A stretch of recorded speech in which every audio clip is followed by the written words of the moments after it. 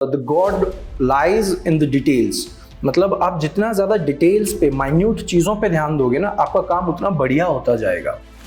बच्चे ऐसी ऐसी हरकतें करते हैं ना, आप इमेजिन नहीं कर सकते कि अरे यार बड़े खतरनाक बच्चे होते हैं। लेकिन वो मूवीज़ में वो सीन नहीं होता है, लाइक हीरो तो खैर कम, लेकिन वो हीरोइन होती है, वो आटा भी गूंद रही है और उसके टप टप आंसू भी गिर रहे हैं उसी आटे में।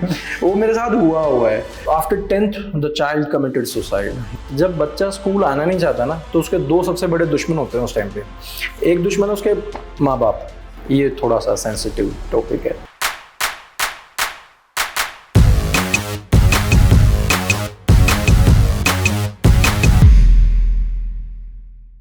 नमस्कार दोस्तों, मैं प्रकाश राठौर आपका स्वागत करता हूं वॉकिंग टॉक के पहले एपिसोड में। और आज हमारे बीच मौजूद हैं शिव बच्चन, जो कि जाने जाते हैं इंग्लिश वाले सर जी के नाम से। तो सर शुरू करते हैं हम। तो सर, यहाँ पे सबसे पहले हमारे जो दर्शक आपके बारे में जानना चाहते हैं, तो यहाँ पे सर आप अपना छोटा सा इंट्रोडक्शन देंगे ताकि वो हमारे जो दर्शक हैं आपके बारे में जान सकें। मेरा नाम शिव कुमार वत्स है और दिल्ली के जौनती गांव से मैं बिलोंग करता हूँ। दिल्ली देहात से मैं आता हूँ और एक प्राथमिक अध्यापक हूँ। अभी हाल फिलहाल दिल्ली शिक्षा निदेशालय के एक सरकारी स्कूल में पढ़ा। तो सर, आपने बोला था पॉलिटिकल इशू डिस्कस नहीं करने, फिर भी मेरा एक क्वेश्चन कि किसकी सरकार बना रहे हो? कोई भी सरकार आ जाए, हमें तो अपनी सेवा करनी है। बीजेपी, कांग्रेस, आम आदमी पार्टी नहीं, हम अपनी सेवा कर रहे हैं और वही करते रहेंगे। ठीक है। जब आप एक टीचर एक ऐसा ओहदा है जो किसी भी सरकार से परे है, किसी भी धर्म से परे है, किसी भी जात पात से परे है।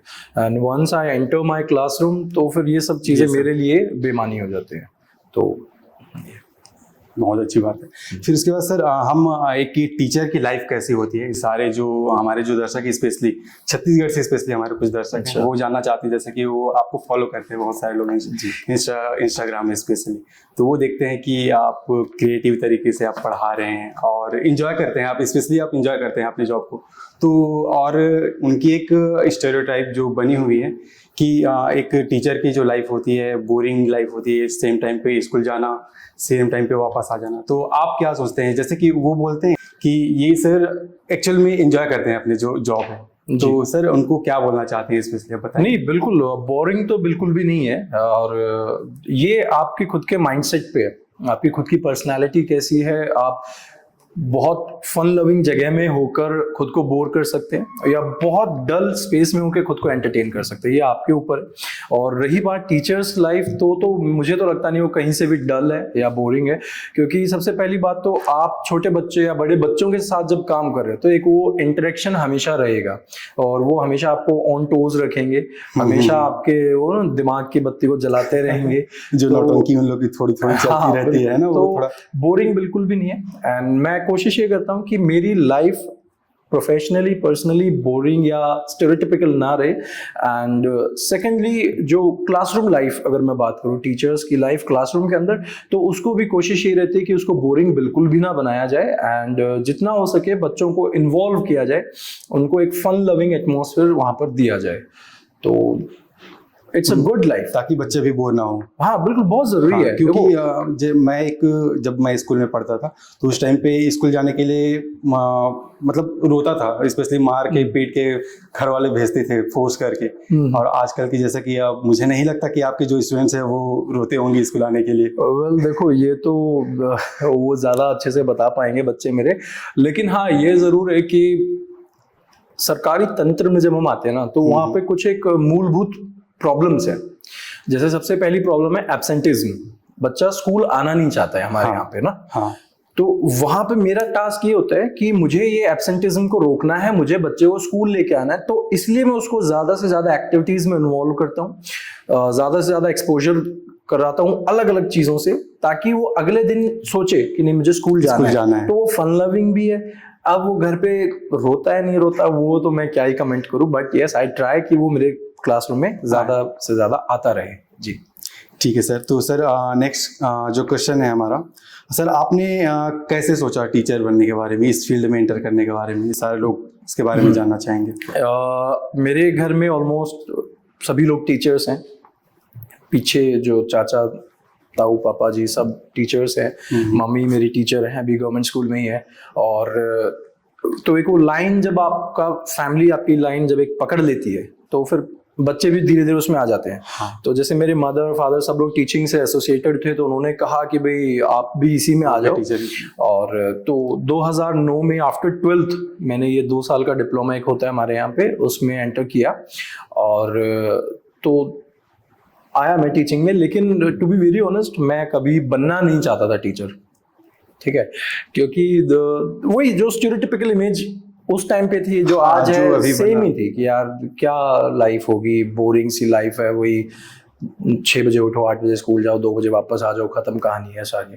तो नहीं था, लेकिन इवेंचुअली फिर थिंग्स हैपेंड, मुझे टीचिंग समझ में आने लगी, मुझे काम समझ में आने लगा, तो फिर मज़ा आने लगा। तो उसके बाद फिर हम टीचिंग में अंदर जाते गए। फिर बाद में प्राइवेट स्कूल्स ने रिजेक्ट कर दिया कि नहीं आपको? हाँ नहीं, क्योंकि ऐसा था ना, जैसे हमने डिप्लोमा अपना कंप्लीट किया, ठीक है, अब डिप्लोमा कंप्लीट करने के बाद क्या था कि अब आप रिज्यूमे लेके जाएंगे कि भाई हमें रख लो, हमें उनको आइडिया दो, नहीं कि एक्चुअल हाँ हमें पढ़ाना है कैसा है। हाँ, तो जब उनको रिज्यूमे देते थे तो वो पूछते थे किसका है ये, तो मैंने कहा मेरा है। कहते अरे तुम लड़के हो।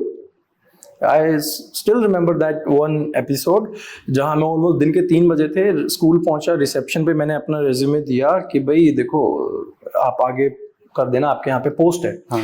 तो द लेडी सी शेड कहा उन्होंने, सी सेड इट कि किसका ये, मैंने कहा मेरा है। तो शी वाज लाइक कि अरे तुम लड़के हो।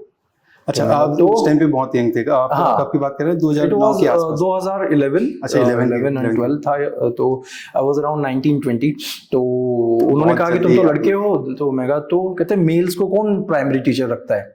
तो उस टाइम पे भी एक स्टेरियोटाइपिकल इमेज थी कि जो प्राइमरी टीचिंग में है वो लड़कियों के लिए ज्यादा अच्छा है, लड़के प्राइमरी टीचर नहीं बनते हैं या नहीं बनना चाहिए।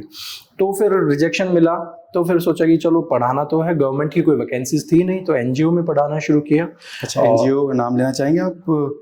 हाँ, वो मेक अ डिफरेंस करके एक एनजीओ थी। और कुछ महीने मैंने वहां पर उनके साथ पढ़ाया। हम लोग इंग्लिश पढ़ाते थे और बहुत अच्छी एनजीओ थी, बहुत जुझारू लोग उसमें जुड़े हुए हैं। अब तो मेरा टच छूट गया उन लोगों से, तो लेकिन बहुत बढ़िया काम वो लोग कर रहे थे उस जमाने में। उसके बाद 2013 में केंद्रीय विद्यालय संगठन की वैकेंसीज आई, फिर उसमें अप्लाई किया। 2014 में वो पहली नौकरी मिली, कश्मीर की पहली पोस्टिंग मिली। बहुत अच्छा जगह मिला। हाँ, तो वो जब कई बार मन उदास होता था घर से दूर होने की वजह से या माँ बाप से दूर होने की वजह से, तो हम तो कहते भी थे कि भाई दुनिया यहाँ 1 लाख रुपया खर्च करके आती है कश्मीर देखने के लिए, तो मुझे हमें तो सरकार पैसा देती है यहाँ रहने के लिए। तो ये था। फिर 2019 में दिल्ली शिक्षा निदेशालय को हमने ज्वाइन कर लिया।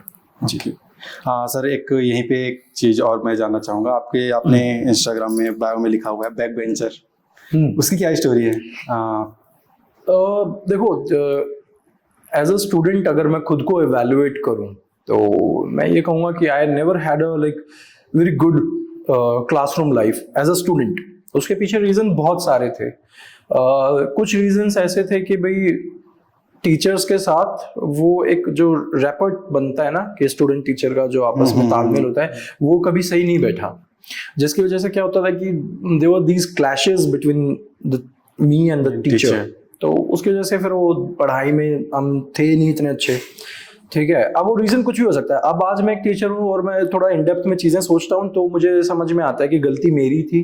फिर मुझे कई बार समझ में आता है कि नहीं, गलती शायद किसी एक टीचर की भी थी जो मुझे चीज़ों को दूसरे एंगल से समझा सकते थे, लेकिन वो अब बेमानी बातें। तो मतलब पढ़ाई में अच्छे नहीं थे, तो धीरे धीरे टीचर्स की बैड बुक्स में आने लग गए। और जब उसमें आप एक बार आ जाते हो फिर आप खुद को ही पीछे खींच लेते हो एज अ चाइल्ड। अगर जैसे मैं आज अपनी क्लासरूम में बात करूं, मुझे पता होता है कौन सा बच्चा आज क्लासरूम में कोना पकड़ रहा है, कौन सा बच्चा आज पीछे भाग रहा है मुझसे, हट रहा है, दूर हो रहा है। तो उनको मैं फिर स्पॉट कर लेता हूँ कि भाई ये बच्चा आज गड़बड़ कर रहा है, या 1 हफ्ता हो गया, 1 महीना हो गया, there is something going on with him. तो मैं उसको पकड़ के उसको मेन स्ट्रीम में लाता हूँ। मैं कभी मेन स्ट्रीम में नहीं पहुंचा तो मैं बैक स्ट्रीम में यानी बैक बेंचर्स में हो गया।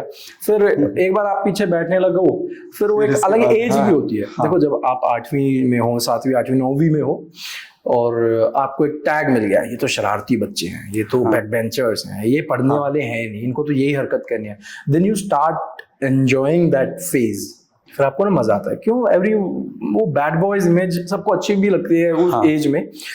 तो we also started enjoying that कि शरारती बच्चों में, नॉटी बच्चों में, बैक बेंचर्स में हमारा नाम आता है, लाइक बच्चे हमें देख के एक अलग वो फटता है। फिर उसके बाद क्या था, फिर जो हमारे स्कूल के दादा लोग होते थे, फॉर एग्जांपल मैं 8वीं में हूँ, और 11th-12th के जो दादा लोग हैं भाई, तरुण भैया हैं, वो सुमित भैया हैं, उनकी अलग गैंग वो चल रही है वहाँ पे, तो कॉल करते थे, हाँ वही तो वो फिर धीरे धीरे उनसे एसोसिएट होने लग गए। और फिर उनकी वो कहानियां, प्रचलित कहानियां, लोक कथाएं भी तो होती हैं स्कूल में, अरे तुझे पता है टाइम पे ये हुआ था, सुमित भैया ने ये कर दिया था, एग्जैक्टली। तो वो सब फिर वहां उस स्ट्रीम में कब पहुंच गए पता नहीं चला, और उस फेम को या जो भी वो था उसको एंजॉय करते करते हम एक अलग लेवल पे थे स्कूल में।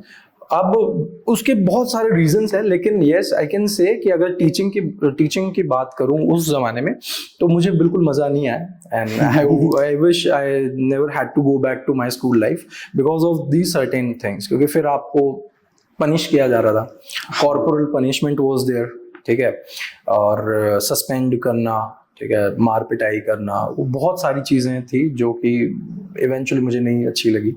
तो वो एक लाइफ थी। ओके तो सर इसके बाद हम एक बहुत ही अच्छा टॉपिक है, इसके बारे में सारे लोग को जानना चाहिए, जैसे कि न्यू एजुकेशन पॉलिसी जो आई है 2020 की, तो सर उसके बारे में आप अपना क्या राय रखते हैं यहाँ पे आप बताएंगे? और साथ में यहाँ पे आप जो महात्मा गांधी जी का जो सपना था उसको भी आप इसमें आप इंक्लूड करके बताएंगे तो थोड़ा अच्छा लगेगा। देखो सबसे पहले तो जो न्यू एजुकेशन पॉलिसी फोकस कर रही है कि यार एक तो आप जो सब्जेक्ट बाउंड्रीज में फंस गए हो, ठीक है, आप पर्टिकुलर स्ट्रीम्स में फंस गए हो, और जो बहुत ज़्यादा आप रिलाय कर रहे हो सब्जेक्ट या एकेडमिक नॉलेज पे, उसको थोड़ा ब्रेक करो। इंस्टिल स्किल्स, ठीक है, अगर हम महात्मा गांधी जी की बात करें, वो ही वाज ऑल अबाउट अपने हाथ का काम आप सीख पाओ, जो 3H करके उन्होंने दिया था, हैंड, हार्ट एंड हेड करके था।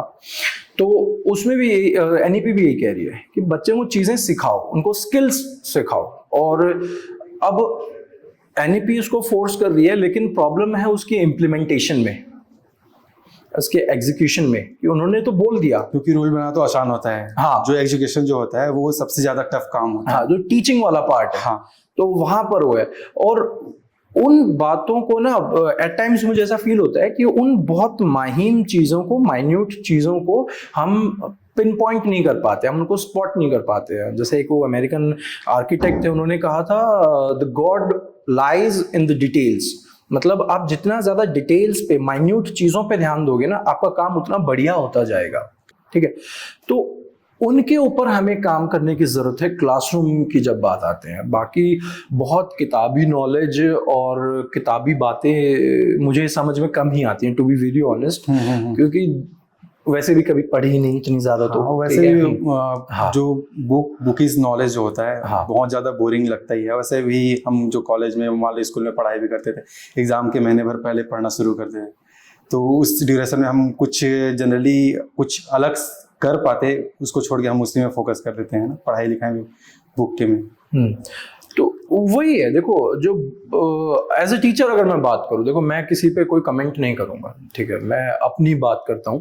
और इतनी सारी स्टडीज हैं, रिसर्चेज हैं, आप इतने सारे टीचिंग कोर्सेज हैं, लेकिन the problem is execution, classroom execution. अभी जैसे मुझे जितने भी टीचर्स मिलते हैं ना, वो मुझसे यही पूछते हैं कि सर आप कराते कैसे हो, आपको टाइम कहाँ से मिल जाता है, ठीक है, आपका सिलेबस कैसे, ये बहुत सारे लोग हैं, हाँ, तो और आप लिखाते हो कि नहीं कुछ, हाँ, ये रिटर्न, वो पेरेंट्स का एक सवाल रहता है बहुत ज्यादा कि वो कराते हैं, तो कि आप सारे दिन सिर्फ क्रिएटिविटी कुछ भी आप उसके साथ साथ वो जो कॉपी में क्या दिख रहा है बच्चे लिखेंगे। इवन देखो मैं अब आपको एक बात बताता हूँ, जो मैं अभी वो बात कर रहा था कि the God lies in the details, कि कितनी छोटी सी बात है, एक 7 या 8 साल का बच्चा है, आप इमेजिन करना, आपके व्यूअर्स उस चीज को इमेजिन करें कि एक 7 और 8 साल का बच्चा है, आपने उसको एक कंट्रोल्ड एनवायरनमेंट में, मेरे साथ वो बैठा है, आपने उसको एक पेज दिया है, एक कैंची दी है, और उसको कहा कि आपने एक स्ट्रेट लाइन में इसको कट करना है, ठीक है। अब हमें क्या लगता है कि ठीक है ना, बच्चा है, कट कर लेगा, खत्म बात, इससे क्या लर्निंग होगी, क्या सीखेगा वो सीखता है, वो क्या सीख रहा है वो समझे। जब वो बच्चा बहुत डरते हुए कैंची को लेके सीधी लाइन में काटते हैं ना, और जब पूरी पर्ची कट जाती है तो उसकी अचीवमेंट होती है वहां पे, कि यार मैंने सीधी लाइन में काट लिया, कमाल कर दिया मैंने, मैं कोई चीज हूँ। फिर वो अपने दोस्त को दिखाता है कोनी मार के, उन्होंने देख सीधा काटा है मैंने, बिल्कुल सीधा काटा है, ठीक है। तो वो जो कॉन्फिडेंस है वो बूस्ट होता है, वो जो सेंस ऑफ अचीवमेंट है, दैट मेरे सर जी ने मुझे एक टास्क दिया, मैंने उस टास्क को कंप्लीट किया, वो जो अचीवमेंट उसको फील हो रही है ना, वो जो फील गुड फैक्टर आ रहा है, वो डायरेक्टली ट्रांसफर होगा उसकी लर्निंग एबिलिटीज में। वहां हम चीजों को भूल जाते हैं, हमें लगता है कागज काटने से क्या ही होगा, ठीक है। It is just an example कि आपकी हर एक छोटी से छोटी चीज क्लासरूम में बच्चे की लर्निंग को डायरेक्टली इंक्रीज और डिक्रीज कर सकती है, ठीक है। और ये जो अचीवमेंट की बात है, ये तो एक थ्योरी है दी हुई है, मैं नाम तो भूल गया साइकोलॉजिस्ट का, सेंस ऑफ अचीवमेंट करके अचीवमेंट थ्योरी है, सुना है हाँ। तो आप जितना सोचते हो, जितना फील करते हो कि आई एम अचीविंग, आप उतना ज्यादा करते भी जाते हो साथ के साथ, getting my point, law of attraction जो है। हाँ, तो वो है बच्चों में। एंड डिटेल्स में मैं बहुत ज्यादा जाता हूँ, बच्चों के साथ बैठता हूँ, जब उनको कोई एक्टिविटी करा रहा हूँ तो उनको ऑब्जर्व करता हूँ। बच्चे ऐसी ऐसी हरकतें करते हैं ना, आप इमेजिन नहीं कर सकते कि अरे यार बड़े खतरनाक बच्चे होते हैं, ठीक है ना। तो ये है जी। ठीक है। सर, क्या आपने कभी किसी स्टूडेंट को फेस से जज किया है? फेस से? हाँ, डेली करते हैं। लाइक कि ये अच्छा नहीं दिख रहा, जैसे कि हमारे स्कूल में होता था एक टाइम नहीं, हाँ, ये इसलिए मैं बोलना चाह रहा हूँ कि जैसे कि स्कूल में होता था, यार ये अच्छा दिखता है, हाँ, तो उसको थोड़ा सा ज्यादा भाव देना। ऐसा कुछ भी नहीं। और बल्कि टू बी वेरी ऑनेस्ट, मुझे तो पता नहीं ऐसा क्यों है, या तो शायद वो गांव के परिवेश, या फिर ऐसा भी हुआ है कि ये जो बहुत ज्यादा प्यारा है, वो आपको बहुत ज्यादा लाइक पसंद करता है, तो आप उसको ज्यादा स्पेशली फोकस करते हैं? ऐसा कभी कुछ नहीं। वो एक आपका कॉन्शियस डिसीजन होता है हर टाइम कि एक बैक ऑफ द माइंड चलता रहता है कि equal opportunity, equal teaching abilities आपको सबको डिलीवर करनी है। ऐसा कुछ भी नहीं है कि फेवरेटिज्म नहीं होता है। इसीलिए अगर आप देखोगे मेरी क्लासरूम में 38 बच्चे हैं आज की तारीख में, और 38 के 38 बच्चे क्लासरूम का एक मॉनिटर बने हुए हैं। मॉनिटर जैसे यूजुअली क्या होता है, एक मेन मॉनिटर हो गया, एक क्या कहते हैं, किसी और चीज का मॉनिटर आपने बना दिया उसको कि चलो भाई तुम चौक डस्टर का ध्यान रखोगे, तुम क्लासरूम का ध्यान रखोगे। हाँ। मेरे पास 28 से ज्यादा मॉनिटर अलग अलग चीजों के हैं एक ही क्लास में। अब वो उनको रिस्पॉन्सिबिलिटी देनी थी। जैसे किसी को मैंने अलमीरा मॉनिटर बना दिया, किसी को लाइब्रेरी बुक्स मॉनिटर बना दिया, किसी को मैंने इलेक्ट्रिसिटी मॉनिटर बना दिया, किसी को 6 बच्चे हैं उनको लाइन मॉनिटर्स बनाया हुआ है। तो आप बच्चों को फेवरेटिज्म नहीं कर सकते और नहीं करना चाहिए, मैं तो नहीं करता, ठीक है। तो हर बच्चे को अकॉर्डिंग टू हिज लाइक क्या बोलते हैं उसको, एबिलिटीज कह लीजिए, इंटरेस्ट कह लीजिए, या फिर उल्टा भी है। अब वो वाला सेंस भी तो चलता है कि यार ये सबसे उद्यमी बच्चा है, हाँ, ऐसा भी होता है ना, जिसको पकड़ के इसको डिसिप्लिन में डालो, हाँ, ठीक है, तो शायद थोड़ा सा चेंज आए, हाँ, वो गुस्सा दिखाना कि नहीं ऐसा नहीं करना है। तो अब उससे और ये चीजें काम करती हैं क्लासरूम में। आपका जो उद्यमी बच्चा है, जो बैक बेंचर है, और उसको मॉनिटर बना दिया, तो वो हार के वो दूसरे बच्चों को चुप कराता है कि यार तुम चुप हो जाओ यार, तुम भी बातें करोगे तो यार कैसे चलेगा। जैसे हमारे टाइम में स्कूल में होता था ना कि जो सबसे ज्यादा परेशान करता था उसी को क्लास मॉनिटर, हाँ, वही सेम है ना। तो वो भी एक वो चलता है। तो लेकिन yes, in my classroom I do not give any favouritism, तो वो तो नहीं होता है। हाँ, जो जज की आपने बात करी, वो एक कला हर टीचर में आ जाती है कि वो सिर्फ बच्चों को ही नहीं, वो किसी भी इंसान के चेहरे को देख के जज कर लेते हैं कि उसके दिमाग में, जैसे मेरे भाई हैं वो कहते और कुछ नहीं सीखा है, बस ये चेहरा पढ़ के दिल के चोर पकड़ने ही सीखे हमने। तो वही है कि फिर वो दिल का चोर पकड़ लेते हैं कि अच्छा पढ़ के आया नहीं पढ़ के आया, आज तू काम करके आया नहीं करके आया, खुद किया है मम्मी ने किया है, वो चोर पकड़ने आ गए हैं थोड़े थोड़े। जी, ओके। तो सर उसके बाद हम एक क्वेश्चन है, बहुत ही अच्छा क्वेश्चन है ये चीज़, अगर जी आप जवाब देते हैं इसके बारे में।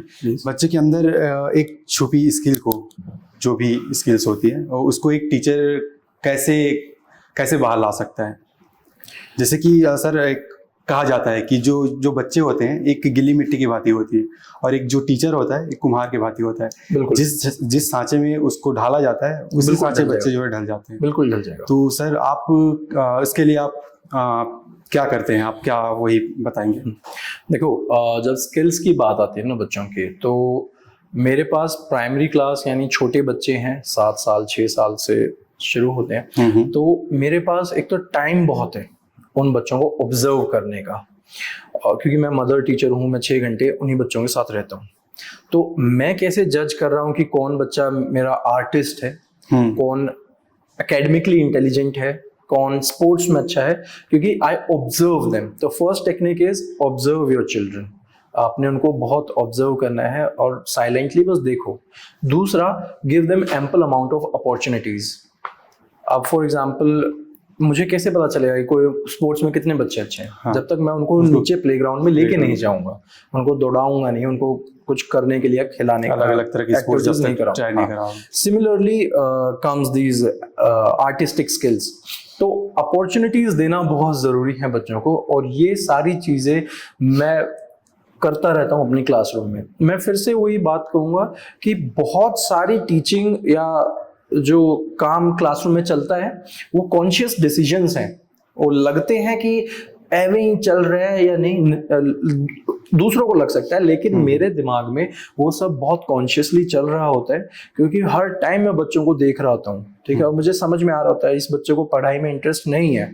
ठीक है, मेरी ड्यूटी ये भी है कि उसको इंटरेस्ट दिलाऊं, लेकिन मेरी ड्यूटी ये भी है कि पता तो करूं इसका इंटरेस्ट है कहाँ पे। He might be a good painter, और मेरी क्लास में 3 बच्चे इतने गजब के आर्टिस्ट हैं, वो आप बैठे हो आपको ड्रॉ कर सकते हैं ऐसे हूबहू, बिल्कुल, और they are like 9 years old।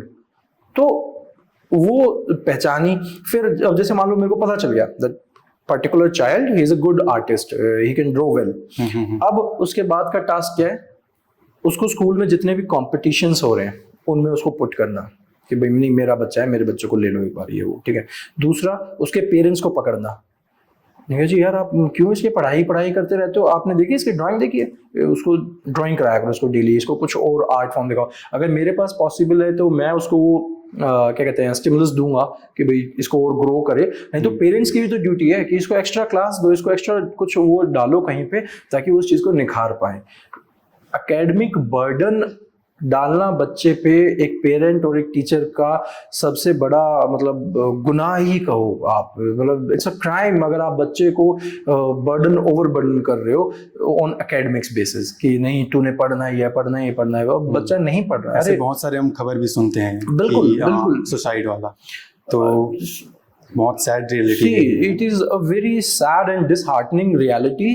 अभी लाइक मेरे गांव में ऐसा हुआ है कि भाई, नॉट पर्टिकुलरली माय विलेज, लेकिन हमारे गांव देहात में एक नोन का केस आया। After 10th the child committed suicide. Like 10th में उम्र कितनी होती होगी यार, 15 16 17 साल की उम्र में बच्चे ने सुसाइड कर लिया। Like what has he seen till now, कुछ भी उसने नहीं देखा था, and just because of the burden and the pressure of the parents बच्चा इतना बड़ा कदम उठा गया। लाइक अगर अभी मैं आपको कह दूं या मैं खुद कहूँ ना कि लेट आज मेरा भाई लाइफ खराब हो गई, लेट्स कमिट सुसाइड, हम नहीं कर पाएंगे। ठीक है, बहुत सोच के भी कांप जाते हैं हम तो। हाँ, तो पेरेंट्स को थोड़ा सा समझना चाहिए, पेरेंट्स के साथ साथ टीचर्स को थोड़ा सा समझना चाहिए। बच्चों को ओवर बर्डन आपने नहीं करना है किसी भी चीज़ से। जी, वैसे एक अभी रिसेंट कहीं न्यूज़ है शायद कि कोई लड़की या लड़का था, उनका सुसाइड करने के रीज़न सिर्फ इतना ही था कि 90% नहीं ला पाऊंगी या फिर नहीं ला पाऊंगा। ऐसे ही कुछ दुनिया भर के केसेस हैं। हाँ, दुनिया भर के केसेस हैं इस प्रकार के, जहां पर एकेडमिक्स को बहुत ज्यादा थोपा जाता है बच्चों के ऊपर, और ये कहीं ना कहीं पेरेंट्स में एक वो फियर ऑफ मिसिंग आउट है, फोमो है कि हाँ, भाई मेरा बच्चा ये नहीं कर रहा, फलाने का बच्चा ये कर रहा है, वो कंपैरिजन कर लेते हैं। शर्मा जी का बेटा वो कर रहा है, एक वो होता है कि भाई अच्छा ये मैथ्स में अच्छा नहीं कर रहा, हो सकता है कि इसका स्कूल में अच्छा नहीं पढ़ा रहे होंगे तो इसका एक्स्ट्रा ट्यूशन लगा देते हैं, तो मैथ्स का अच्छा ट्यूशन लगा दिया। अच्छा, लाइक आप यकीन नहीं करोगे, मेरे पास 3 साल के पेरेंट्स के बच्चे के पेरेंट्स के मैसेज आते हैं 2.5 साल के कि सर मैं इसको ये सिखाना चाहती हूँ, नंबरिंग सिखाना चाहती हूँ, 2.5 साल का बच्चा है, कैसे सिखाऊं? And I get angry at times। मैं तुम पागल हो गया? सिंपल सी बात है ना ये तो। हाँ, तुम 2.5 साल के बच्चे को सिखाना क्यों चाहते हो? Why do you want him to learn counting at such age? कई लोग ये भी चाहते हैं कि बच्चा छोटा सा है, उसको अलग अलग लैंग्वेजेस सिखाएं। लैंग्वेज फोनिक्स अवेयरनेस, और ये पता नहीं कितने मैसेजेस आते हैं इस बार। ऐसे होते हैं हमारे जनरली छत्तीसगढ़ में, जैसे कि कोई इंग्लिश मीडियम में बच्चा पढ़ रहा है तो घर पे आएगा तो इंग्लिश में बात कर। हाँ, उसको पुश करते हैं कि तो फिर भी फिर उसके बाद ऐसा होता है ना कि जो बच्चा होता है ना इंग्लिश में बात कर पाता है ना ढंग से हिंदी में बात कर पाता है, सी ऐसा भी होता है। वो इरिटेट हो गया, वो फ्रस्ट्रेट हो गया है। वो जैसे मैंने अभी एब्सेंटिज्म की बात करी ना, जब बच्चा स्कूल आना नहीं चाहता ना तो उसके दो सबसे बड़े दुश्मन होते हैं उस टाइम पे। एक दुश्मन है उसके माँ बाप, जिसको उसके घर से निकाल के स्कूल की तरफ धक्का मार रहे हैं। दूसरा उसका दुश्मन है उसका टीचर, ये नहीं मानता, ये मेरे को पढ़ाने पे तुला हुआ है, देखिए ये मना कर दे तो घर वाले मुझे रख ले अपने पास, ये रोज बुलवा लेते हैं, ठीक है। Similar is the case when the child is forced in his own atmosphere, in his own home. माँ बाप अरे इंग्लिश बोल के दिखा, डांस करके दिखा, गाना, अब वो बच्चा उनसे भी नफरत मतलब गुस्सा हो रहा है, और जो आया है ना उसके साथ भी उसका हो रहा है, क्योंकि ये चाचा जब भी आते हैं नहीं मेरी क्लास लगती है। I remember there was this uncle, हमारे थे रिश्तेदार, वो आते थे, he used to tell about his nephews and kids कि अरे मेरे बेटे को तो ना ये आता है, तेरे को आता है। मैं कहा ठीक है भाई, तुम्हारे को आता है तो ठीक है, मेरे को क्यों कह रहे हो, मेरे को कह रहे हो तो अकेले में कह रहे हो, सबके सामने क्यों कह रहे हो। तो eventually I started like I shouldn't use the word hate, but हाँ भाई मुझे एक मोमेंट पे, एक पॉइंट ऑफ टाइम पे तो नफरत होने लगी थी। मैं ये अंकल आएंगे ना, हाँ ये आएंगे मेरा खून खराब कर देंगे ये पूरा, तो इतना सब कुछ नहीं करना। मेरा भी स्कूल टाइम में ऐसा होता था कि अगर पता चलता था मुझे ना कि ये पर्टिकुलर रिश्तेदार आने वाला है तो मैं पढ़ना शुरू कर देता था कि आएगा तो क्वेश्चन करेगा, हाँ, तो मैं पढ़ लेता हूँ, कुछ जॉब तो झिझक ना रहे उस टाइम पे। बिल्कुल, तो ऐसा डर रहता था उस टाइम। होता है हम सबके साथ, ये बहुत ही कॉमन चीज है। और ये पता है ये पेरेंट्स के ऊपर है, ये फोमो है। हाँ। ये पेरेंट्स को लगता है कि मेरा बच्चा कहीं छूट रहा है, मेरा बच्चे का ये चीज छूट रही है। ऐसा नहीं है, उसकी कुछ इनेट कैपेबिलिटीज हैं, उनको पहचानो, ये है। और डायरेक्टली इनडायरेक्टली मेंटल हेल्थ पे बहुत मैटर, मतलब बहुत ज़्यादा एक तरह से बच्चा बर्डन फील करता है, बहुत ज़्यादा उनके मेंटल हेल्थ पे बहुत असर पड़ता है, बहुत ज़्यादा। बहुत ज़्यादा असर पड़ता है। अभी जो हमने वो सुसाइड वाली बात करी, या फिर देखो सुसाइड चलो एक एक्सट्रीम है, क्योंकि सुसाइड करने से पहले भी बच्चा बहुत कुछ चीज़ों से गुजरा होगा, तभी उन्होंने डिसीजन लिया इतना बड़ा। मैं वही बता रहा हूँ कि सुसाइड एक एक्सट्रीम पार्ट है। उससे पहले जब उसने वो बर्डन फील करना शुरू किया, उसके बीच में जो जर्नी है वो उस बच्चे के लिए बड़ी दुखदायक है। फॉर एग्जाम्पल, अब बच्चे को लग रहा है यार मैं अचीव नहीं कर पा रहा हूँ, मेरे माँ बाप बड़े दुखी हो रहे हैं, मेरे को पीछे पड़े हैं, तो सबसे पहले वो क्लासरूम में डिसएसोसिएट होगा, वो अपने टीचर से दूर होता जाएगा, वो अपने फ्रेंड सर्कल से दूर होता जाएगा, वो उस तबके में या उस सर्कल में पहुंचेगा जो उसके जैसे उसको लग रहे हैं कि यार ठीक है ना, अब भाई मैं भी नहीं पढ़ता, ये भी नहीं पढ़ता, हम ही ठीक है, हम तो है। फिर वो अलग होते जाएंगे, ठीक है। और इस प्रोसेस में वो जो चीजें सीख सकता था, फॉर एग्जाम्पल मेरी मैथ्स खराब है, ठीक है, लेकिन मेरी इंग्लिश तो अच्छी है, मेरी हिंदी तो अच्छी है, लेकिन क्योंकि मुझे इतना प्रेशराइज करा दिया गया कि मेरी मैथ्स के साथ साथ मेरी इंग्लिश भी खराब हो गई, मेरी हिंदी भी खराब हो गई, मेरी आर्ट भी खराब हो गई, स्पोर्ट्स में भी मुझे बुरा समझा जा रहा है, तो इवेंचुअली मैं सबसे ब्रेक कर रहा हूँ। आई बिकम एन इंट्रोवर्ट, मैं सबसे दूर हो गया हूँ, अब चुप रहने लगा हूँ, अपने में रहने लगा हूँ। फिर उसके बाद अगली स्टेज पता क्या आती है, अब मैं चुप हूँ, ठीक है, अब सब क्या ये तो चुप रहता है, ये तो बोलता ही नहीं है, ये बहुत शर्मीला है, ठीक है, उसको भी एक नेगेटिव उसमें मारते हैं, पिंच करते रहेंगे, ये तो बोलता ही नहीं है, इसके मुंह में तो जबान ही नहीं है। वो मतलब उसको इतना मुंह कर देते, कहते यार, वो बच्चा सोचता है मैं तुमसे बात नहीं कर रहा ना, तुम्हें उससे भी दिक्कत है, आगे तू बोलता है क्यों नहीं है, बोला कर, और फिर दूसरों के सामने करते हैं। अगर कोई पेरेंट ऐसा करता है, ये बिल्कुल नहीं करना है आपने, कि स्पेशली जब 4 लोग खड़े हैं तब उनके सामने हम अपने बच्चे को डिमोरलाइज कर रहे हैं, उसके बारे में बोल रहे हैं कि ये तो बोलता ही नहीं है, इसके मुंह में तो जबान ही नहीं, ये नहीं करना है। वो फील करता है उस चीज को, वो और दबता है उससे। तो बहुत एक मेंटल प्रेशर और मेंटल स्ट्रेस की एक बहुत लंबी और बेकार और बहुत दुखदायक जर्नी होती है, और हम एडल्ट्स उसको नहीं सह सकते हैं। तो सोचो एक जो छोटा बच्चा है उसके लिए कितनी ये प्रॉब्लमैटिक सिचुएशन होती है। जी, ये तो है। सर, उसके बाद हम यहाँ पे डिस्कस करेंगे प्रैक्टिकल नॉलेज और जो बुकीज नॉलेज होता है, तो इसके बारे में बताइए थोड़ा सा। एक्चुअल में हमें क्यों प्रैक्टिकल नॉलेज पे फोकस करना चाहिए? देखो, अगर मैं आपको दोनों चीज़ समझाऊं, मैं बुकिश नॉलेज या प्रैक्टिकल नॉलेज के फेवर अगेंस्ट में नहीं जाता हूं, मैं थोड़ा सा तथ्यों पे बात अगर करूं। आज मैं टीचर हूं, गवर्नमेंट स्कूल में टीचर हूं, ठीक है, तो उसका श्रेय जाता है उस बुकिश नॉलेज को। फॉर एग्जांपल, अगर मैं कंपटीशन की बुक्स नहीं पढ़ता, कंपटीशन की तैयारी अच्छे से नहीं करता तो मैं इस चीज़ को क्लियर नहीं कर पाता, यहाँ नहीं पहुँच पाता। वो जो मंथली मेरी एक इनकम आ रही है या जो भी स्टेटस मिला हुआ है कि भाई सरकारी नौकर है, वो नहीं होता। तो bookish knowledge is also important. अब आते हैं प्रैक्टिकल नॉलेज पे। मैंने 4 थ्योरीज पढ़ ली, ये theory of trial and error, ठीक है, कंडीशनिंग थ्योरी, लेकिन उसको इम्प्लीमेंट कैसे करना है, उसको एग्जीक्यूट कैसे करना है क्लासरूम में, वो भी एक कला है जो बुक पढ़ने से नहीं आती है। वो आती है प्रैक्टिकलिटी से, बार बार करने से, ठीक है। तो it is also very important. अब आते हैं क्यों हम प्रैक्टिकल नॉलेज को बुकिश नॉलेज के थोड़ा सा ऊपर रखते हैं। उसके पीछे लॉजिक ये है, और बिल्कुल वाजिब लॉजिक ये है, आप हर एक बच्चे से ये एक्सपेक्ट नहीं कर सकते कि आज अगर हम केंद्रीय विद्यालय संगठन का पेपर ले लें और 1 लाख बच्चे फॉर्म भरेंगे तो 1 लाख के 1 लाख सिलेक्ट होंगे।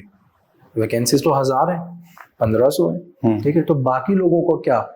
तो बाकी लोगों को जो प्रैक्टिकल नॉलेज है, ठीक है, वो उसको यूटिलाइज करके किसी और प्लेटफॉर्म पे जाके अपना जीवन यापन तो कर सकते हैं। अब आते हैं स्कूल एजुकेशन में इसी चीज को लेके।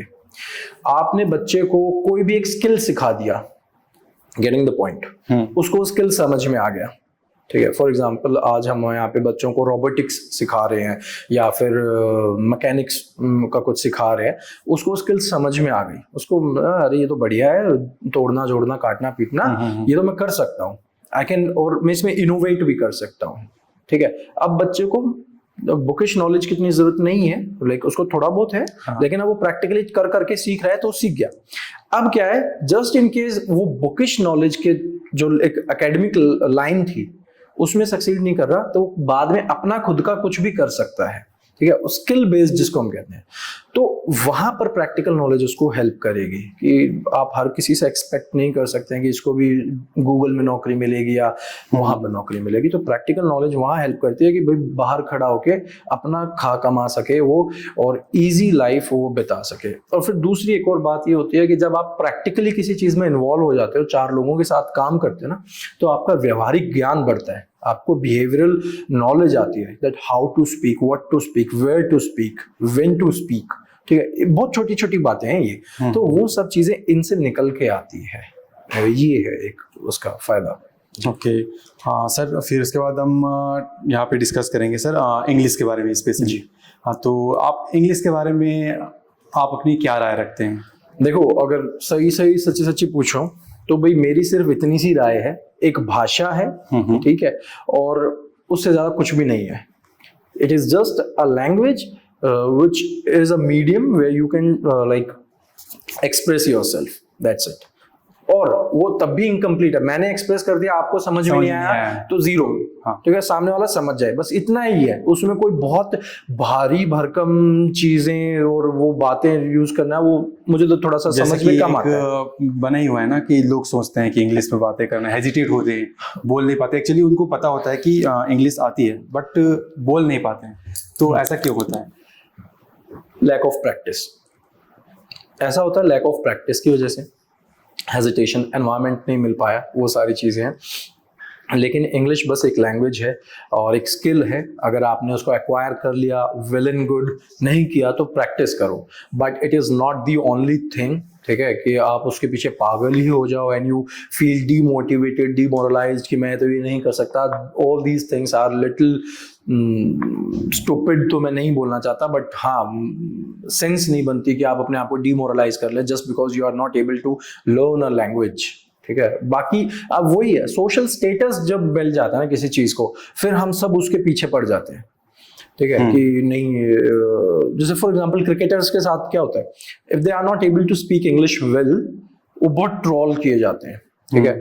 जैसे कि अभी एक रिंकू करके है ना, हाँ, let's not name anyone, but ये कॉमन सी चीज है कि उसको ट्रोल करते हैं, जैसे कि वो इंटेलिजेंट नहीं है या उसकी कोई और स्किल्स नहीं है। अरे आप उनकी बाकी स्किल्स तो देखो, उनके बाकी जोन को तो देखो, कितने स्ट्रांग है वहां पर। क्या आप उतने स्ट्रांग हो? नहीं, आप ग्रामर नाजी बन के पीछे पड़ जाते हो कि यार इसको नहीं आती, इंग्लिश नहीं आती, इसको ढंग से बोलने नहीं आता। वो एक सोशल स्टेटस जब से हमने दे दिया है ना उस चीज को, तो फिर प्रॉब्लम्स आर देयर। जी, तो सर एक जैसे कि आप पेरेंट्स को अगर कुछ मैसेज देना चाहते हैं, जैसे कि कुछ भी आप बोलना चाहते हैं, तो आप बोल सकते हैं पेरेंट्स को, क्या मैसेज मेरा यही मैसेज है सभी पेरेंट्स को कि अपने बच्चे का इंटेलेक्ट को समझें, उसके साथ टाइम बिताएं। और टाइम बिताने का ये मतलब नहीं है कि बच्चा कोई एक्टिविटी कर रहा है या कुछ काम कर रहा है और आप you are involve in your mobile phone और समथिंग। आप ट्रूली चाहे 20 मिनट बताओ, पर उसके साथ बताओ, उससे बातें करो, उससे पूछो चीज़ों के बारे में। जैसे जैसे कि हमारी जो जनरेशन आगे बढ़ रही है, बच्चों के जो माँ बाप के पास है, जो टाइम बहुत कम होते जा रहा है बच्चों के लिए। हाँ, तो एक तो वो है। दूसरा मैसेज ये है कि ओवर बर्डन मत करो उसको, ओवर स्ट्रेस मत करो, पुश मत करो। लाइक पुश करना है तो एक कंस्ट्रक्टिव वे में करना है, ठीक है, कि जो उसके इंटरेस्ट एरियाज आपको लगते हैं उसमें आप उसको थोड़ा सा पुश कर सकते हैं, लेकिन that too in a healthy manner. ये नहीं है कि भाई उसके पीछे ही पड़ गए कि बच्चा अब बर्डन फील कर रहा है, वो नहीं। क्योंकि जब जब बच्चा बर्डन फील करेगा ना तो क्रिएटिविटी मरेगी, क्रिएटिविटी कम होती जाएगी, क्योंकि फिर वो बस काम पूरा कर रहा है आपको दिखाने के लिए, ठीक है, वो फिर अपनी इंडिपेंडेंस को मिस कर रहा है, ठीक है। तो ये हमें एज पेरेंट्स नहीं करना चाहिए। ओके। और सर क्लास में एंटर करने से पहले आपकी स्ट्रेटेजी क्या होती है? हाँ, तो एज अ टीचर मेरी कुछ स्ट्रेटजीज हैं। फॉर एग्जांपल देखो, पेपर वर्क तो मेरा है खराब इन द सेंस मैं लिखने में और उसमें थोड़ा कम ही बिलीव करता हूँ। व्हाट आई डू इज कि आज मान लो मैंने अगले हफ्ते में EVS का एक पर्टिकुलर फैमिली रिलेटेड कोई चैप्टर पढ़ाना है, तो मैं उस बुक को बार बार पढ़ता हूँ, उस चैप्टर को बार बार पढ़ लेता हूँ। और उससे क्या होता है ना, मुझे इंसाइट्स आ जाती हैं कि इस चैप्टर को मैं कौन से सब्जेक्ट से रिलेट कर सकता हूँ, इस कॉन्सेप्ट के ऊपर मैं क्या क्या एक्टिविटीज करा सकता हूँ, और इस कॉन्सेप्ट को पढ़ने के बाद बच्चे में क्या क्या डेवलपमेंट मैं महसूस कर सकता हूँ, एक्सपेक्ट कर सकता हूँ, ठीक है। तो मेरे यही रहती है। और एक अगर सबसे बड़ी जो एक्सपेक्टेशन मैं लेके अंदर घुसता हूँ ये है कि भाई आज बच्चों को मजा आना चाहिए, मुझे भी मजा आना चाहिए और बच्चों को भी मजा आना चाहिए, एक फन लविंग एनवायरनमेंट क्रिएट होना चाहिए। और उसके देखो बहुत सारे ऐसे फैक्टर्स भी हैं कि मेरे छोटे बच्चे हैं, छोटी क्लास है और मैं छोटे बच्चों का छोटा सर हूँ, तो मुझे ज्यादा प्रेशर नहीं है बोर्ड एग्जाम्स का वो करने का। जी, ओके। तो ये सर नई नई आइडियाज कैसे आती है आपके पास, कैसे प्लानिंग क्या रहती है आपके? देखो कभी भी आ सकते हैं, ऐसा कुछ नहीं। इंसाइट जैसे कि रोज की क्लास के लिए एक नया एक्टिविटी जैसे कि हम देखते रहते हैं, तो उसमें हमें हर दिन कुछ नया देखने को मिलता है, तो ये कैसे आप डिजाइन करते हैं और लेसन प्लान? मैं जो हमारी बुक है उसको एक चैप्टर और 3 से 4 बार ही पढ़ता हूँ। जब आप पढ़ रहे होते हैं ना, फिर आप अपने आप ही दिमाग चलता है कि अच्छा इसमें और क्या इंक्लूड किया जा सकता है। अच्छा फिश के बारे में पढ़ रहे हैं, अच्छा फिश कैसे तैरती, कैसे है, ऊपर नीचे कैसे आती है, आइडिया आ रहा है, फिर उसको रिसर्च कर रहे हैं। या फिर फिश, अच्छा वाटर एक्वेटिक एनिमल है, एनिमल्स की और कौन कौन सी कैटेगरीज हैं, उनकी डिफरेंशिएशन को हम कैसे समझा, मतलब एसोसिएट किस चीज़ से हम चीज़ों को कर सकते हैं। तो वो अपने आप धीरे धीरे आता है। और उसके अलावा एकेडमिक के साथ साथ एक कॉन्शियस एफर्ट रहता है कि बच्चों को मॉरल एजुकेशन या कुछ मोरालिटी के ऊपर कुछ कराना है, तो वो कैसे करा सकते हैं, तो वो है। और सोचना पड़ता है, बस ये है। जी, ओके। सर अभी जो टीचर बनने वाले हैं, अभी जो आगे जनरेशन जो इस फील्ड में एंटर करने वाले हैं, तो सर उनके लिए आप क्या मैसेज देना चाहते हैं? जनरली लोग आजकल बहुत ज़्यादा इन्फ्लुएंस होते हैं सोशल मीडिया को लेके कि यार टीचर है, आप प्राइमरी स्कूल के टीचर हैं, बहुत ज़्यादा एक्टिव क्रिएटिविटी दिखा रहे हैं, तो बहुत सारे लोग बोलते हैं कि हाँ यार हमें भी टीचर बनना है। तो सर उनके लिए आप क्या बोलना चाहते हैं कि एक्चुअल में उन्हें क्या करना चाहिए उसके लिए? नहीं, ये बहुत अच्छी बात है, आप टीचर बने और मोस्ट वेलकम है। बल्कि हम तो चाहते हैं कि बहुत ग्लैमरस पीपल आए, जो एक जो बोरिंग वाला स्टेरियोटाइप है या वो झोले चप्पल वाला स्टेरियोटाइप है कि कुर्ता पहन के टीचर चलता होगा अपने स्कूल में चप्पलों में, वो जो स्टेरियोटाइप बने हुए हैं, आप आओ खुद भी देखो कि ऐसा नहीं होता है और बाकियों को भी दिखाओ कि ऐसा नहीं होता है, और आप उस स्टेरियोटाइप को ब्रेक करो। और वो ब्रेक हो भी रहा है। पिछले 8-10 साल में, 5 साल में बहुत चेंज आया है टीचिंग में और टीचर्स में, ठीक है। तो एक तो मोस्ट वेलकम। दूसरा, हाँ, जब आप आ रहे हो तो मेन ऑब्जेक्टिव के साथ जरूर आओ। मेन ऑब्जेक्टिव क्या है कि भाई मुझे बच्चे को पढ़ाना है, सिखाना है, ठीक है, कुछ उसको वैल्यू एजुकेशन दे के ही अपने घर वापस आना है। और सिर्फ जैसे हमारे देहात में क्या होता है कि सरकारी नौकरी के पीछे इसलिए भागा जाता है कि हम सोचते हैं 6 घंटे की नौकरी है, 70,000 रुपये तनख्वाह मिल जाएगी, ठीक है, उसके बाद जो सरकारी तंत्र के जो फायदे हैं वो सारे फायदे हमें मिलेंगे। तो ये सब सोच के आप नहीं आओ, आप सिंपली आओ कि it's a good job, it's a noble profession, और यहाँ पर आके हम we are going to bring about a change in the society and we are most welcome. बहुत सारे लोगों का एक क्वेश्चन रहता है कि प्राइवेट टीचिंग में मतलब प्राइवेट स्कूल ज्वाइन करना चाहिए या फिर गवर्नमेंट स्कूल ज्वाइन करना चाहिए, हाँ। क्या करना चाहिए उसके लिए? देखो, अभी प्राइवेट और गवर्नमेंट एक तो आपकी खुद की ईज पे है, क्योंकि प्राइवेट स्कूल्स के जो क्या कहते हैं प्रॉब्लम्स हैं वो थोड़े अलग हैं, गवर्नमेंट स्कूल के प्रॉब्लम्स जो है वो अलग हैं। कैसे? हाँ, जैसे कि सबसे पहला तो एब्सेंटिज्म का है।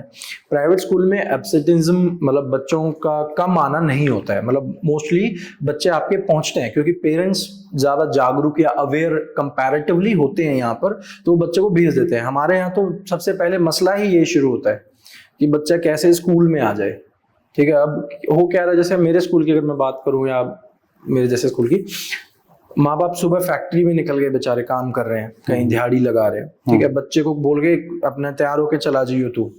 अब उसने सोचा जाऊं ना जाऊं, दोस्त के साथ निकल जाऊं, वो स्कूल घर से निकला था और स्कूल पहुंचा ही नहीं है, पार्क में अपने ठीक है मौज काट रहा है, फिर शाम को चला गया फिर कोई पेरेंट ने भी नहीं पूछा क्या पढ़ाया क्या नहीं पढ़ाया। तो मतलब बहुत सारे, तो एब्सेंटिज्म एक मेन वो है। दूसरा फिर जो प्राइवेट स्कूल की प्रॉब्लम्स हैं, इन्वॉल्वमेंट ऑफ पेरेंट्स, वहाँ पर थोड़ा सा कंपैरेटिवली ज़्यादा है। हमारे यहाँ पे दूसरे तरीके से है। हमारे यहाँ पर क्या होता है कि जो गवर्नमेंट स्कूल्स में पेरेंट्स हैं जनरली वो इंक्लाइंड होते हैं कि स्कॉलरशिप का पैसा आ गया, ड्रेस का पैसा आ गया, ये पैसा कहाँ गया, क्यों नहीं आया, बैंक में खाते में पैसा क्यों नहीं आ रहा। तो चैलेंजेस थोड़े से हमारे उनसे अलग हैं, तो आप वो चीज़ें आए। फिर उसके बाद इंफ्रास्ट्रक्चर का एक बड़ा इशू रहता है। अभी दिल्ली का जो एजुकेशन डिपार्टमेंट है, हमने बहुत अपनी तरफ से अच्छा किया हुआ है कि इंफ्रास्ट्रक्चर रिलेटेड कोई प्रॉब्लम ना हो, और है भी नहीं। लेकिन यह स्टेट गवर्नमेंट्स में या अलग अलग जगहों पे अभी भी देयर आर सर्टेन प्लेसेस जहां पर बच्चों के बैठने के लिए जगह नहीं है, डेस्क नहीं है, दरियों पे बैठ रहे हैं। तो प्राइवेट स्कूल्स में ये चीजें कम होती हैं, वहाँ पे डेस्क चेयर वगैरह तो अवेलेबल होते ही हैं। मोटी रकम भी ले जाती है फीस हाँ, वो भी एक वो है। तो फैसिलिटी तो प्रोवाइड करना ही हाँ, तो चैलेंजेस थोड़े से अलग हो जाते हैं। और तो आप अपना माइंडसेट बना के आए कि भाई चैलेंज, अगर आप सरकारी तंत्र में आ रहे हैं तो हाँ यहाँ पे चैलेंजेस होंगे, अलग अलग प्रकार के चैलेंजेस होंगे और आपको उनको डील करना पड़ेगा। मतलब वो जो बाहर बाउंड्री के बाहर जो चचा खड़े होकर कह रहे हैं ना, हम जो कह रहे हैं 70,000 कमाओगे मौज है, ऐसा नहीं है, ठीक है। आपको हार्ड वर्क करना पड़ेगा। और ये चैलेंजेस में अभी वो चैलेंज तो मैंने क्लासरूम टीचिंग लर्निंग के गिनवाए ही नहीं है, जहां पर बच्चा डिसलेक्सिक है, डिस्ग्राफिक है, ठीक है, अनइंटरेस्टेड है पढ़ने के लिए, वो सब चीजें तो अभी हमने काउंट ही नहीं करी है, वो एक अलग गेम है। तो वो सब चीजें आपने एड्रेस करनी पड़ेंगी। जी सर, कुछ क्वेश्चंस हैं आपके जो ऑडियंस हैं, वो आपके जो फैंस हैं, आप बोल सकते हो, और जो आपसे जानना चाहते हैं। मुझे ना टू बी वेरी ऑनेस्ट ये पता नहीं क्यों लेकिन वो फील नहीं आती है, फील वो सेलिब्रिटी वाली या वो वाली फील आती ही नहीं है। या तो I am like to middle class कि भाई वो इतनी अंदर रम गई है कि अब आपसे वो हो ही नहीं रहा कि भाई आपने कुछ उखाड़ लिया है, वट एवर इट वॉज। लेकिन टू बी वेरी ऑनेस्ट, ना मुझे वो फैन वाली मतलब लगता है कि देयर इज सम फैन और समथिंग, और ना मुझे खुद से फील होता है कि भाई ओके ऐसा है। May be it is the job कि वो बहुत ज़्यादा नीचे रखा हुआ है कि भाई ठीक है तुम टीचर हो, यही बन के रहो, ऐसे अच्छे लगते हो, ज़्यादा हवा में नहीं जाओ, हवा पे नहीं उड़ना, जी। तो सर यहाँ पे बहुत सारे लोग, सब मतलब मोर देन 50 to 60 सारे लोग जानना चाहते हैं कि क्या आप मैरिड हैं या फिर अभी तक सिंगल ही हैं? नहीं, मैं बिल्कुल मैरिड हूँ, और मतलब पूरा अग्नि के साक्षी मान के मैरिड हूँ, और 2 बच्चे भी हैं मेरे। ओह हाँ, एक मेरा 6 साल का बेटा है और 4 साल की बेटी है। अच्छा जी। तो बहुत सारे लोग का दिल टूट गया होगा फिर तो। ऐसा कुछ भी नहीं है, वैसे आपको लग रहा है। अच्छा जी। तो सर आपका फर्स्ट इंटरेक्शन कैसा रहा बच्चों के सामने? बहुत ख़राब रहा। लाइक मैं जब सबसे पहले बच्चों के सामने गया तो मुझे उस दिन मैं ऑब्जर्व हो रहा था, मतलब हमारे कॉलेज से एक टीचर आई थी जो मेरे लेसन प्लान को ऑब्जर्व कर रही थी, और मैं अनाउंस करके कि बच्चों आज हम पढ़ने वाले हैं ये टॉपिक, और उसके बाद मैं भूल गया और 5-6 मिनट तक मुझे याद ही नहीं आया कि मुझे इनको पढ़ाना क्या था। And that was the actual point जब मुझे लाइफ में समझ में आ गया था कि टीचिंग बिल्कुल भी इजी नहीं है, it is very complicated thing. जी ओके सर, यहाँ पे बहुत सारे लोगों का ये भी क्वेश्चन है कि आप इतने हैंडसम हैं, गुड लुकिंग है ना, आप हो सर, बट यहाँ पे बोलते हैं कि आपने टीचिंग प्रोफेशन ही क्यों चुना? देखो इसको चुना भी इसीलिए क्योंकि ये चैलेंजिंग था। जब देखो आपको लगता है ना कि यार ये चीज़ मेरे इंटेलेक्ट के लायक है, ये मैं इसको कर सकता हूँ, ये चैलेंजिंग है, तो फिर आप उसमें इंटरेस्ट अपने आप ही ले आते हो। तो सेम गोज, जब मुझे यार ये लगा कि यार मैं ग्रेड 3 में बच्चों को टॉपिक ही नहीं बता पाया, और जबकि मैं अपने आप को तो पता नहीं क्या समझता था उस टाइम पे, तो कि मैं तो वर्ल्ड स्कूल से पढ़ा हूँ, ये कर दूंगा वो कर दूंगा, ठीक है, और बच्चों के सामने तो मैं ऑब्जर्वर को देख रहा हूँ कि मुझे बता दे मैंने पढ़ाना है क्या। तो वहाँ उसी चीज़ ने पुश करा कि भाई ये इजी नहीं है, तो ये है जी। और सर आप ये बताएं स्कूल पॉलिटिक्स के बारे में क्या बताना चाहेंगे? स्कूल पॉलिटिक्स, हाँ ओके, ये थोड़ा सा सेंसिटिव टॉपिक है। स्कूल पॉलिटिक्स देखो क्या है ना, ये भी अगेन हमारे अपने माइंडसेट के ऊपर है। सबसे पहले तो क्या स्कूल में पॉलिटिक्स होती है, तो जहाँ पर भी यार 4 जन बैठेंगे तो भाई कुछ ना कुछ खींचातानी तो होगी। आधे लोग तो जलते होंगे आपसे। नहीं, कोई नहीं जलता, ऐसा कुछ नहीं, और अगर कोई है भी तो कोई ज़रूरत नहीं है जलने की। लेकिन ऐसा नहीं होता कि बहुत ज़्यादा मतलब थोड़ा भाई मेरे हो गया सामने तो नहीं है, पीछे अगर कोई होते भी हैं तो कोई ज़रूरत नहीं है। मैंने अपनी एक जर्नी को ट्रैवल किया है, गेटिंग माई पॉइंट। आप आओ उस जर्नी पे, आप शुरू करो। अब जैसे बहुत लोग हैं, बहुत सारे गवर्नमेंट स्कूल के टीचर्स हैं, इंस्टाग्राम पे आए हुए हैं, रील्स पुट करते हैं, अपना काम दिखा रहे हैं, मीम्स बना रहे हैं, बहुत बढ़िया काम कर रहे हैं, लेकिन अब वो अपनी जर्नी पे, और इवेंचुअली वो भी पहुंचेंगे आगे, ठीक है ना। लेकिन जलना उलना तो फिर वो आप अपने माइंडसेट को खराब कर रहे हो, ठीक है। अब मैं किसी से जलूं कि यार देख उसका तो ये हो रहा है, वो तो बढ़िया जा रहा है, तो उसको कोई फर्क पड़ रहा है क्या उससे? उसको तो कोई फर्क नहीं पड़ रहा है। मैं अपना प्रोडक्टिव माइंड खराब कर रहा हूँ। जो चीज़ मैं कहीं अच्छे से यूटिलाइज कर सकता था अब वो नहीं कर पा रहा हूँ, तो मुझसे जलने की और वो ज़रूरत है नहीं, और जलता भी कोई नहीं है। एटलीस्ट जिनको मैं जानता हूँ उनको मैं समझता हूँ कि वो लोग मुझसे नहीं जेलस फील करते। स्कूल पॉलिटिक्स पे वापस आता हूँ। हाँ, होता है, रियल है, और उस चीज़ में तो नहीं जाऊँगा कि मेल ज़्यादा करते हैं फीमेल ज़्यादा करते हैं, हर जगह थोड़ा बहुत खिंचातानी रहती ही है। लेकिन इसका सबसे सरल उपाय इससे बचने का ये है, आप अपनी क्लासरूम में रहिए, आप अपने काम को पकड़ के रखिए, अपने स्किल्स को पकड़ के रखिए, अपने स्किल्स के ऊपर काम कीजिए।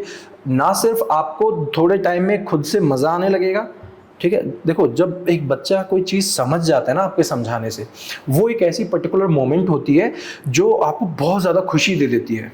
वो मतलब वो जो 30 तारीख को सैलरी आती है ना, उससे ज़्यादा खुशी तब मिल जाती है जब बच्चा समझ गया भाई, ठीक है ना, वो खुशी आती है। तो उसमें जब आप इन्वॉल्व हो जाओगे ना, तो ये बाकी सारी चीज़ें बेमानी हो जाएंगी। और फिर देखो एक और बात है प्रकाश जी, आप समझो, स्कूल पॉलिटिक्स करके ज़्यादा से ज़्यादा क्या हो सकता है, खुद इमेजिन करो।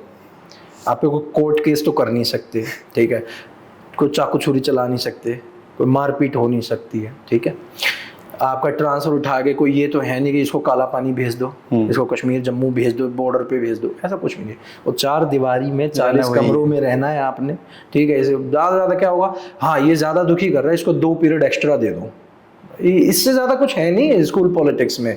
और मैं तो कहता हूँ बढ़िया ही है। फॉर एग्जांपल हम लोग हैं, हमें फ्री पीरियड्स नहीं होते हैं, हम 1 बजे क्लास में घुसते हैं, 5:45 बजे तक उसी क्लास में रहते हैं, we do not get any free period. और बहुत अच्छी बात है, क्यों? क्योंकि ये दिमाग जो है ये ऑक्यूपाइड रहता है टोटली स्किल्स में, बच्चों में, काम में। तो स्कूल पॉलिटिक्स से बचने का सबसे सरल उपाय और तरीका यही है, अपने काम में पूरी तरीके से जुट जाओ, ख़त्म बात, बस। और ये क्वेश्चन रहता है कि सर जैसे कि गवर्नमेंट स्कूल्स होते हैं, वहाँ पे लोगों की एक माइंडसेट बना हुआ है कि गवर्नमेंट स्कूल में पढ़ाई नहीं होती है। नहीं, जैसे कि बहुत सारे रूरल एरिया हैं, वहाँ की मैं बात कर रहा हूँ स्पेशली, कि वहाँ के बारे में आप क्या सोचते हैं, कैसे? उससे देखो, ओवरकम किया जा सकता है? मैं भी इसी फिर बात करूं, रूरल एरियाज़ में, उत्तराखंड के गांव पहाड़ों में मैंने ऐसे स्कूल्स देखे हैं जहां टीचर जब छोड़ के जा रहा है, ट्रांसफ़र हो रहा है गवर्नमेंट स्कूल में, पूरा स्कूल नहीं, गांव उठ के आया हुआ उस टीचर के पीछे पड़ रहा है कि मत जाओ, रो रहे हैं, बिलख रहे हैं लोग, पैर पकड़ रहे हैं कि क्यों आपने हमारे टीचर का ट्रांसफ़र किया। डीएम डीसी ऑफिस जाते हैं कि क्यों आपने उस टीचर को हमारे यहाँ से हटाया। तो उन स्टेरियोटाइप्स को हमें, सिर्फ नेगेटिव स्टेरियोटाइप्स को हमें हाईलाइट नहीं करना चाहिए, हमें पॉजिटिव चीज़ों को भी हाईलाइट करना चाहिए कि देखो ऐसा भी होता है, ऐसे भी टीचर्स हैं। हाँ, अब आती है पढ़ाई नहीं हो रही सरकारी स्कूलों में।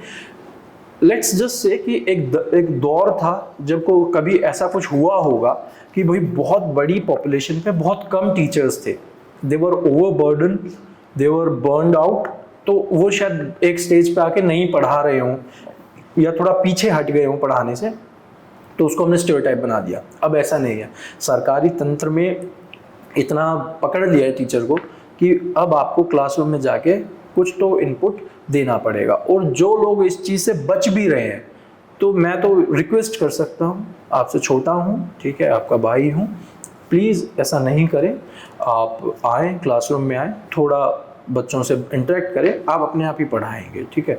और बाकी मुझे इस चीज़ की परसेंटेज बहुत कम लगती है, और या फिर आप ये कह लीजिए मैं देखना ही नहीं चाहता कि भाई ऐसा भी कोई चीज़ है कि जहाँ नहीं पढ़ा रहे हैं, क्योंकि मैंने जहाँ देखा है, मैंने कश्मीर में पढ़ाया, मैं उत्तराखंड में बहुत घूमा हूँ, हिमाचल में बहुत घूमा हूँ, दिल्ली में तो मैं रहता हूँ, तो मैंने तो पॉजिटिव जैसे होता है ना बिहार साइड, छत्तीसगढ़, ये ऐसे इस एरिया में, मैं तो इस एरिया को लेकर बात कर रहा था स्पेशली, कि एक माइंडसेट बना हुआ है कि गवर्नमेंट स्कूल में ऐसा पढ़ाई होता नहीं है टाइप।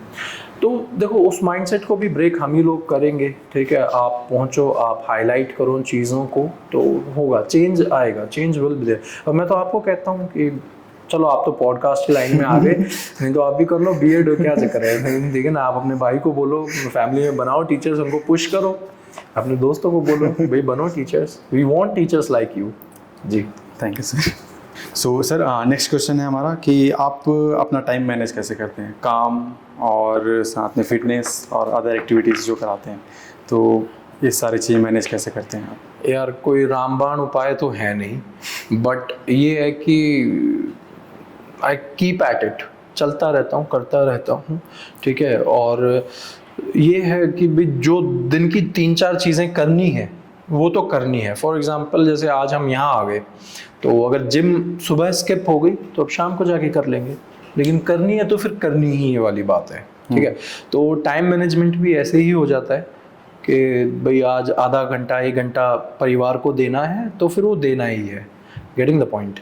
बच्चों को एक्टिविटी करानी है, तो कुछ भी नहीं समझ में आ रहा कि क्या कराऊं, कुछ बड़ा नहीं करा पाया, तो उनके हाथों पे रंग लगा के तुम थापे मार लो, छापे कर लो, पर कुछ तो कराना है। तो वो माइंडसेट है कि करना है तो भाई करना ही है, तो बस वो है। बाकी और कोई ना मैं वो डायरी मेंटेन करता हूँ, ना कोई जर्नल मेंटेन करता हूँ, वो होते भी नहीं है मुझसे। तो मैंने ट्राई ज़रूर किया था, आई स्टार्टेड राइटिंग लाइक कि आज मैं ये काम करूँगा। कई लोग आपसे वीडियोस के बारे में बात है, टीएलएम मटेरियल के बारे में। हाँ, वो वही है। देखो, अब आपने मान लो मैंने सोचा कि भाई मैंने फलाने सब्जेक्ट की एक्टिविटी करानी है, तो वेडनेसडे को करानी है तो मंडे को उसकी तैयारी शुरू कर दूंगा, क्योंकि दिमाग में है कि वो एक्टिविटी करानी है, तो फिर वो अपने आप ही हो जाता है। जब आपने ठान लिया कि मैंने ये काम करना है, तो फिर वो करना ही होता है। और ये मेरे साथ नहीं है, सबके साथ ही है, बस वो होता है। फॉर एग्जाम्पल जो लोग अब आपकी वीडियो शूट कर रहे हैं, ठीक है, ये उनका मन था कि हमें शूट करना है, तो वो चाहे बाहर 45 डिग्री टेम्परेचर हो, 50 डिग्री टेम्परेचर हो जाए, ठीक है, उनकी गर्लफ्रेंड उनको बुला रही हो, तो दे वर लाइक कि नहीं भैया जाना है तो जाना ही है, ठीक है। तो वो आए यहाँ पे, तो करना है तो भी करना ही है, सिंपल एज दैट। जी, ओके। और सर यहाँ पे एक क्वेश्चन है कि आपका कोई बिगेस्ट चैलेंज जो आपने अभी तक लाइफ में कुछ फेस किया हो, कोई एक